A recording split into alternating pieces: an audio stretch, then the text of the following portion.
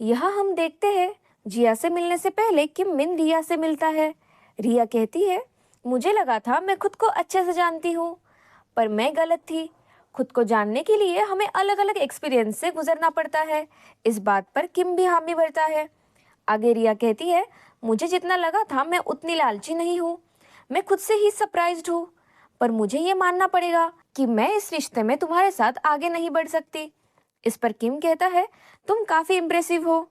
अब किम railway station पर आता है और जिया के भाई को बताता है कि वो कार से नहीं बल्कि ट्रेन से आ रहा है, क्योंकि उसे लोगों के बीच रहना है। तभी स्क्रीन पे मेटेयर शोर के न्यूज दिखाते हैं, जहाँ किम के पापा ने उसकी मॉम को प्रपोज किया था। उसके वहां से जाते ही जिया वहां आती है। वो किसी आइलैंड पर जा रही होती है।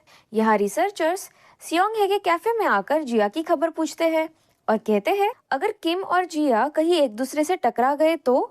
इस पर सियोंग हे कहती है, ऐसा हो ही नहीं सकता। जिया अभी एक आइलैंड पर जाएगी और वहां से सीधा ऑस्ट्रेलिया, तो चांस ही नहीं है। पर रिसर्चर्स कहते हैं, फिर भी अगर मिल गए तो वो कहती है, इसका मतलब है ये उनकी डेस्टिनी है।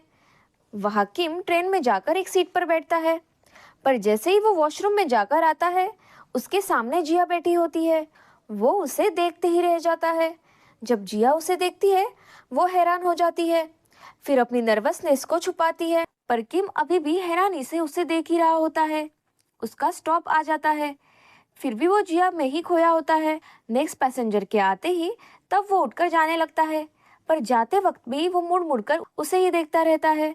उसके जाने के बाद जिया अपनी नजरें ऊपर उठाती है। उसकी आंखों में नमी होती है, पर किम अभी भी ट्रेन में होता है।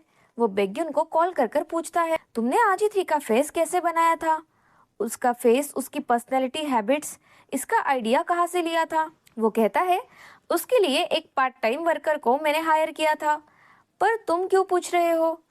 किम कहता है, ऐसे ही पूछ रहा हूँ। पर क्या मैं कभी उससे रास्ते में टकरा सकता हूँ?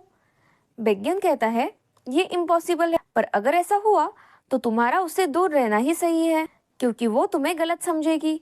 तो किम कहता है, ठीक है। पर कॉल कट होते ही वो जिया के भाई को कॉल करता है और मीटिंग को संभालने को कहता है और बीमार होने का बहाना बना देता है। तभी जिया वॉशरूम में जाकर रोने लगती है।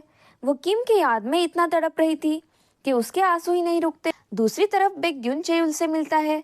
चेयुल उसे जिया के फोटोज दिखाकर पूछता है, ये लड़की कौन है? क्या यह आजिथी है या फिर कोई इंसान? बेग्युन कहता है, वो आजिथी की मॉडल थी। रोबोट को इंसानों जैसा बनाने के लिए ये किया था। पर चेउल पूछता है, लेकिन किम किससे मिला था? आजिथी से या फिर इस लड़की से? ये सुन के बेग्युन ऐसे दिखाता है जैसे उसे इस बारे में कुछ पता ही नहीं और वहां से जाने ही लगता है। तभी चेउल उसे कहता है, कभी कुछ कहना हो तो मुझे कॉल करो। यहाँ पाई देखती है कि एक फाइल ने बहुत स्पेस लिया है, जिसका पासवर्ड भी नहीं पता। उन्हें लगता है कि वो एक बैकअप फाइल है जो जल्द ही डिलीट हो जाएगी। तभी वो बात करते हैं कि न्यू लैब के लिए डिजाइन टीम आज ही आने वाली है, जो सारे इंस्ट्रूमेंट का मेजर लेकर जाएगी। तभी डिजाइन टीम वहां पहुंच जाती है, पर ये टीम कोई और नहीं बल्कि चेउल के आदमी होते हैं।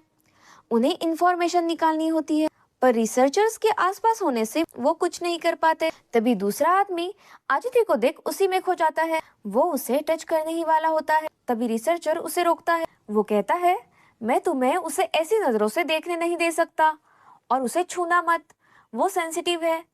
फिर भी वो खुद को आदित्य को देखने से रोक नहीं पाता। तभी पाई किसी काम से रिसर्चर को बुलाती है। ठीक उसी चेउल का आदमी कंप्यूटर में वायरस डाल देता है, जिसकी मदद से चेउल के आदमी उनका सिस्टम हैक करते हैं। अब हम देखते हैं कि जिया आइलैंड पर पहुंचती है, लेकिन किम उसका पीछा करते वहां पहुंच जाता है। जिया की भाभी दादी को कॉल पर कहती है कि जिया का ध्यान रखना, वो जो चाहे वो काम करने। तभी जिया वहां आती है, उनसे मिलके खुश होती है, उन्हें गिफ्ट भी देती है और आते ही काम पर लग जाती है। किम उसे बाहर से देखते रहता है। अब दादी को कॉल आता है कि जो फिश आने वाले थे वो नहीं आ सकते, पर उन्हें वो अर्जेंट चाहिए।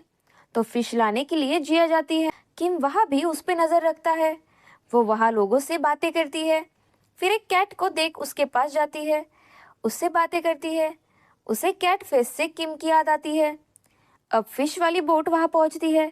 फिश लेकर वो वापस जा रही थी, तो किम फिर से उसका पीछा करता है। पर अब वो टैक्सी से उतर जाता है और सीधे शॉप के अंदर जाकर जिया से पूछता है, क्या तुम मुझे जानती हो? वो मना करती है। तो वो कहता है, ट्रेन में हम साथ थे। तो जिया कहती है, हाँ, हम आमने सामने बैठे थे, मुझे याद है। उससे तुम्हारा क्या मतलब है? किम कहता है, क्या तुम मुझे थोड़ा टाइम दे सकती हो? मुझे तुम्हें कुछ बताना है। जिया कहती है, सॉरी, मेरे पास टाइम नहीं है, मैं यहाँ पार्ट टाइम काम करती हूँ, तुम देख सकते हो मैं कितनी बिजी हूँ। अगर बॉस ने मुझे तुमसे बातें करते देखा तो मुझे आज के पैसे भी नहीं मिलेंगे। ये सुनकर किम वहाँ उसका वेट करने के लिए बैठ जाता है। जिया को तो समझ ही नहीं आता कि क्या करे। वो किचन में जाकर पहले किम का दिया नेकलेस उतारती है और सियोंग हे को कॉल करके पूछती है कि किम यहाँ आया है, तो अब मैं क्या करूँ? सियोंग हे सोचती है, वाह क्या बात है, सच में ये डेस्टिनी है। फिर वो जिया से कहती है, याद रखो, तुम किम मिन से पहले कभी नहीं मिली, कोई स्ट्रेंजर हमसे मिलने आए तो हम क्या करते हैं? जिया कहती है, इग्नोर। तो सियोंग हे कहती है, बस यही करो, फिर भी ना माने तो पागल इंसान के साथ जैसे बिहेव करते हैं वैसा करो। सब लोगों के जाने के बाद जिया टेबल साफ कर रही होती है, तब किम बस उसे ही प्यार भरी नजरों से देखता रहता है। तंग आकर जिया उससे कहती है, मुझे पता है हम ट्रेन में साथ थे, पर तुमने मुझे फॉलो किया, ये बहुत अजीब है, ये नॉर्मल नहीं है। कहीं तुम्हें पहली नजर में प्यार तो नहीं हो गया? अगर हुआ भी तो भी तुम ऐसे फॉलो नहीं कर सकते, ये गलत है। वैसे भी तुम मेरे टाइप की नहीं हो, तो यहाँ से जाओ, वरना मैं पुलिस को बुला लूंगी। किम थोड़ा सोचता है, फिर खाना ऑर्डर करता है। जिया कहती है, यह सिर्फ ये एक रेस्टोरेंट नहीं है। किम कहता है, पर मुझे तो यही खाना खाना है। जिया तंग आके वहां से चली जाती है। किम कहता है, मैं तुम्हारा वेट करूंगा। किचन में आंटी पूछती है कि ये कौन है? वो कहती है, मैं नहीं जानती, पर आंटी के पुलिस बुलाने की बात पे वो मना करती है। आंटी को लगता है ये वही लड़का है जिसने तुमसे बहुत सारा काम कराया। जिया बेग्युन को कॉल करती है, पर वो कॉल नहीं उठाता। तो वो उसे मैसेज करती है कि किम यहाँ है। यहाँ सेंटा मेरिया टीम उन पर हुए साइबर अटैक पर काम कर रही होती है। वो सोचते हैं ये आज ही हुआ है, तो क्या कोई बाहर से आया था? वो कहते हैं डिजाइन टीम आई थी। बेग्युन कहता है, हर एक फाइल को चेक करो, हमें आज ही 3 की टेक्नोलॉजी को प्रोटेक्ट करना होगा। दूसरी तरफ हैकर्स भी सारी इंफॉर्मेशन निकालने में लगे होते हैं। तभी सेंटा मेरिया टीम को वायरस फाइल मिल जाती है, तो वो हैकर्स को रोक देते हैं। पर वो सोचते हैं ये आखिर किसने किया होगा? बेग्युन को लगता है ये पक्का चेयुल ने ही किया है। यहाँ चेयुल ड्रिंक कर रहा था, वो ग्लास तोड़ने ही वाला था। तभी रिया वहां आकर उसे रोकती है और कहती है, मैं भी तुम्हारे साथ ड्रिंक करने आई हूँ। चेयुल कहता है, क्या तुम मेरा मजाक उड़ाने आई हो? वो कहती है, नहीं। पर चेयुल इतने गुस्से में होता है कि उसे भला बुरा कहने लगता है, अगर मैं सीईओ बन गया तो तुम्हारे पापा तुम्हें मुझे दे देंगे। रिया कहती है, तो अब मैं तुम्हारे लिए एक ऑब्जेक्ट बन गई हूँ। चेयुल कहता है, उसके लिए हो सकती हो तो मेरे लिए क्यों नहीं? रिया कहती है, फिर सुनो, क्योंकि किम क्लासी है, इंटेलिजेंट है और इतने लो लेवल पे कभी नहीं जाएगा, और तुम्हारी तरह वो अपनी इतनी घटिया साइड मुझे कभी नहीं दिखाता। इतना बोल के वो वहां से चली जाती है। रिया के घर आने पर उसके डैड उसे पूछते हैं, क्या तुम किम से मिली? वो कहती है, मैं चेयुल से मिली। उसके डैड मिस्टर होंग चेयरमैन है, तो चेयुल को क्यों निकाला? रिया के डैड बताते हैं कि उन्होंने किम को हटाने की कोशिश की ताकि उसकी जगह चेयुल को मिले। ये करते वक्त उन्होंने काफी घूस भी ली। रिया कहती है, पर यह सब उसके डैड ने किया, उसका इसमें कोई हाथ नहीं था। उसके डैड कहते हैं, सीईओ होके भी उसे कुछ भी नहीं पता था, यही उसकी गलती है। रिया कहती है, ये फेयर नहीं है। तो डैड कहते हैं, किम हमेशा फेयर रहा है। तभी रिया कहती है, पापा मैं उसे किस नहीं कर सकती। ये सुन के उसके पापा पहले शांत होते हैं, फिर कहते हैं, एंगेजमेंट के लिए दूसरी बड़ी जगह बुक की है, काफी गेस्ट भी आएंगे। रिया कहती है, क्या आप मेरा यूज करके केएम फाइनेंशियल का चेयरमैन बनना चाहते हो? तो डैड कहते हैं, तुम भी डायरेक्टर की वाइफ बनोगी। ये सुन के रिया गुस्से में अपने रूम में चली जाती है। चेयुल को पता चलता है कि साइबर अटैक फेल हो गया। यहाँ किम जिया का वेट कर रहा होता है। वो साइड में बैठे बच्चे का मुंह पोंछने लगता है।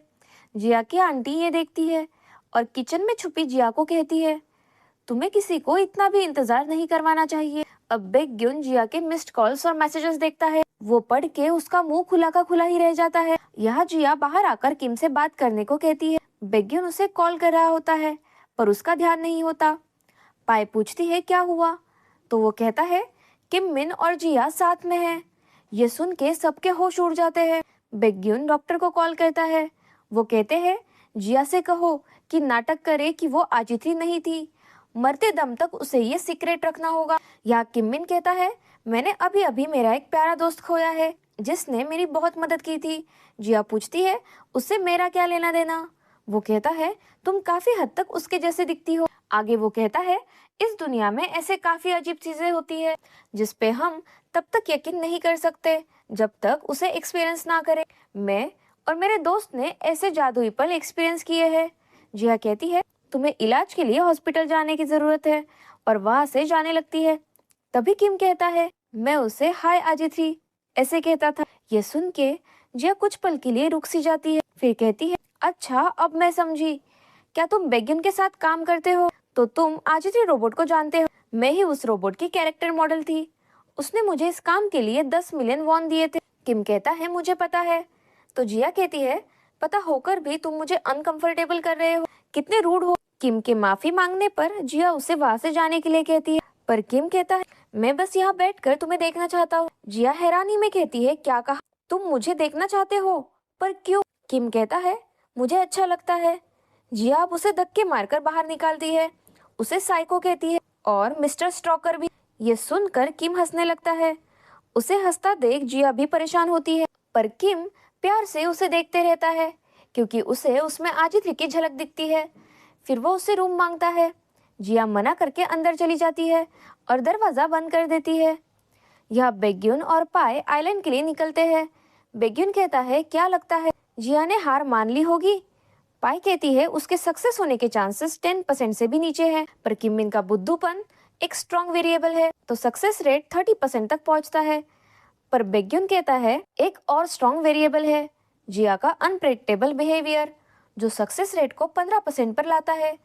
वो दोनों ऐसे ही बहस करते रहते हैं। फिर वो जिया को कॉल करते हैं और तभी किम अचानक जिया के सामने आकर उसे डरा देता है। वो जोर जोर से चिल्लाने लगती है। उसे ऐसा देख किम चौंक जाता है और कॉल पर ये सुन के बेग्युन और पाई की तो हवा ही टाइट हो जाती है। यहाँ किम हंसने लगता है और कहता है आजिथी ने भी एक बार बिल्कुल ऐसा ही किया था। जिया पूछती है तुम यहाँ क्यों आए? वो कहता है मेरा बैग और कोट अंदर रह गया था। वो उसे जाने के लिए कहती है, पर वो कहता है मेरा खाना अभी खत्म नहीं हुआ। वो कहती है हमें शॉप बंद करनी है। तो किम कहता है तब तक मैं खा लूंगा और जाके खाना खाने लगता है। जिया कॉल पर बताती है कि वो वापस अंदर आ गया है। बेग्युन कहता है एक बात याद रखो, आजिथी बनकर तुमने उसके साथ क्या किया तुम्हें कुछ भी याद नहीं है। अब जिया की आंटी वहां आकर कहती है कि कार्ड्स को कम्युनल वेयरहाउस में लेकर जाओ और मछलियां सुखाने के बास्केट्स लेकर आओ। तभी किम आंटी से पूछता है क्या आपके पास रूम खाली है?